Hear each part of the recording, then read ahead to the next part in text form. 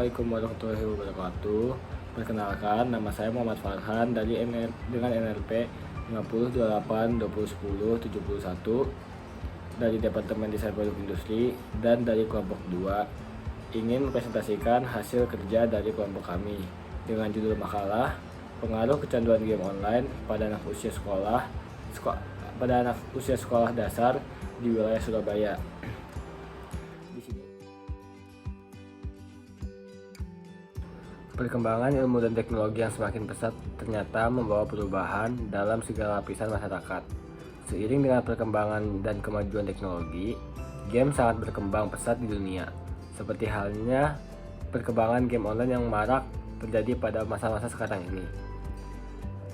Selain sosial media, game online ini merupakan salah satu alasan anak-anak ini lekat dengan gadgetnya mereka masing-masing.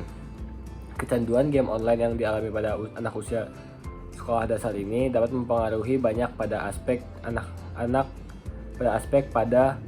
yang menjalani kehidupan sehari-hari ini. Selanjutnya hasil. Dalam penelitian ini, metode yang digunakan adalah kuantitatif dan kualitatif. Metode penelitian berupa wawancara secara langsung. Tabel pertama, jenis kelamin pemain game online. Yang pertama adalah laki-laki dengan persentase 70% dan perempuan dengan persentase 30%. Tabel kedua dengan pertanyaan faktor pendorong untuk bermain game online. Yang pertama ada hobi dengan persentase 50%, yang kedua ada hanya suka dengan persentase 30%, yang ketiga iseng dengan persentase 10%, yang keempat karena bosan dengan persentase 10%. Selanjutnya tabel ketiga durasi bermain dalam sehari.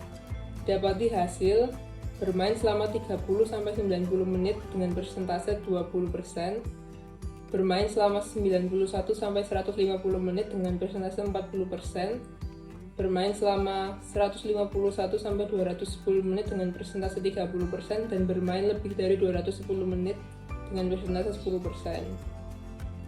Tabel keempat, dampak dari kecanduan bermain game online. Yang pertama ada nilai pelajaran menurun dengan persentase 40%, gangguan tidur dengan persentase 30%, merasa cemas dengan persentase 30%.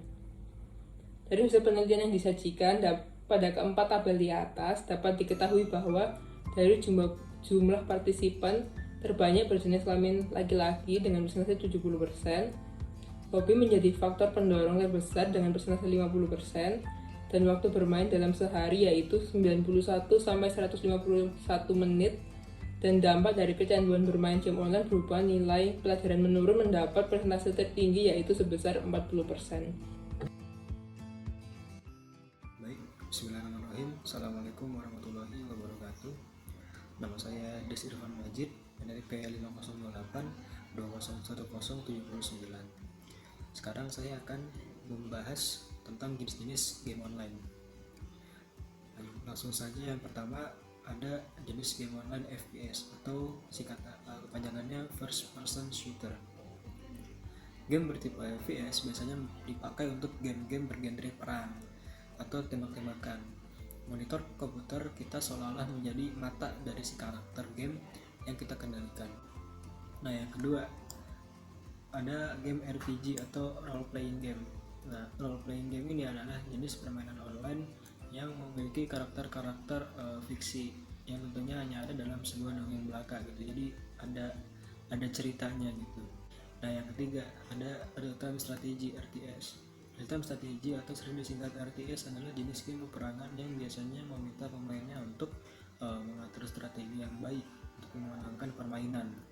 Ya, sekarang saya akan menjelaskan tentang motivasi anak dalam bermain game. Menurut Seung dan Pintridge tahun 96 mengatakan bahwa motivasi adalah suatu dorongan membuat individu melakukan suatu pekerjaan tertentu dan membantu individu mencapai target dari pekerjaannya tersebut. Young menjelaskan terkait motivasi seseorang memilih bermain game online secara lebih lanjut, yaitu yang pertama, menghindari situasi yang penuh tekanan dan perasaan yang tidak menyenangkan. Kedua adalah merasa canggung, terisolasi, dan tidak aman secara sosial pada kehidupan nyata. Gitu. Yang ketiga, ketidakpuasan terhadap dirinya sendiri karena keinginan untuk diakui dan memiliki kekuatan tidak terpenuhi dengan baik di dunia nyata. Sementara di dunia game online, ia akan mampu mendapatkannya dan dari hasil keterampilannya saat bermain dengan pemain lain. 4. Rendahnya penilaian dan penghargaan diri yang membuat ia membentuk identitas idealnya di dalam game online.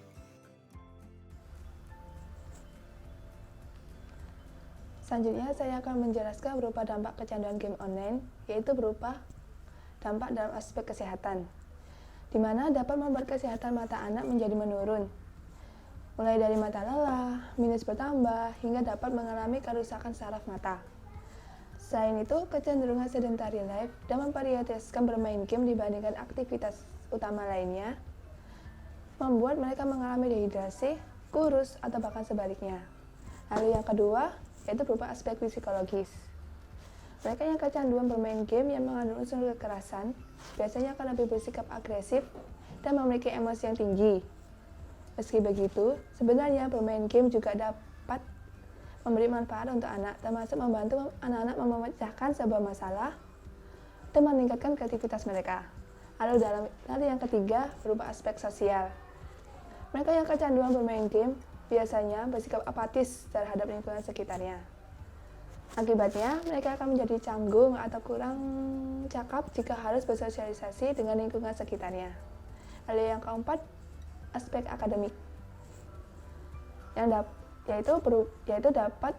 dapat mengakibatkan konsentrasi anak menurun, mudah lupa, dan gagal fokus sehingga berpengaruh pada prestasi dan produktivitas mereka sebagai seorang pelajar. Yang terakhir, berupa aspek ekonomi, yang itu dapat mengakibatkan konsumsi yang berlebih di dalam game yang biasa disebut in-game purchase. Seringkali pecandu game online terlalu boros dalam menggunakan kuota internet, sehingga dapat mengakibatkan kuota tagihan internet menjadi tinggi dan mempengaruhi pengeluaran keluarga. Selanjutnya akan dijelaskan oleh teman saya. Terima kasih. Ya, perkenalkan, nama saya Hadindria Pramudita dari kelompok 2 akan meneruskan materinya. Berikut ini ada pencegahan. Yang pertama ini ada membatasi waktu bermain game. Dengan adanya jadwal yang teratur dapat membantu Anda membagi waktu antara bermain game dan menyelesaikan kewajiban lain. Lalu yang kedua ini ada mencari kesibukan lain atau hobi baru. Dengan kita menemukan hobi baru ini, kita juga bisa mengurangi kecanduan bermain game. Lalu ada yang ketiga, yaitu meletakkan perangkat game di luar jangkauan, yaitu untuk mengatasi kecanduan game online. Lalu yang keempat ini ada menjalani psikoterapi. Kecanduan game online merupakan salah satu masalah kesehatan mental. Lalu yang kelima ini ada parenting control. Kecanduan game dapat terpicu dengan parenting yang kurang baik.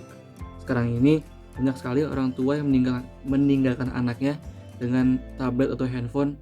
Lalu yang keenam ini terakhir ada kontrol diri atau self control. Self control ini adalah kemampuan individu untuk mengarahkan tingkah lakunya sendiri dan kemampuan untuk menekan atau menghambat dorongan yang ada.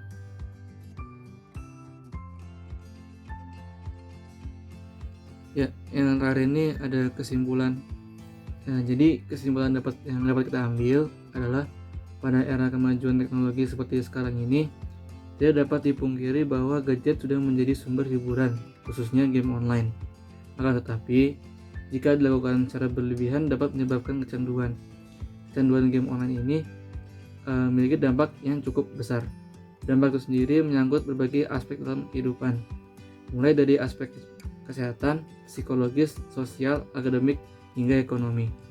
Untuk mencegah dampak negatif dari kecanduan game online, dapat diperlukan kerjasama antara keluarga, tenaga pendidik, masyarakat, hingga individu sendiri.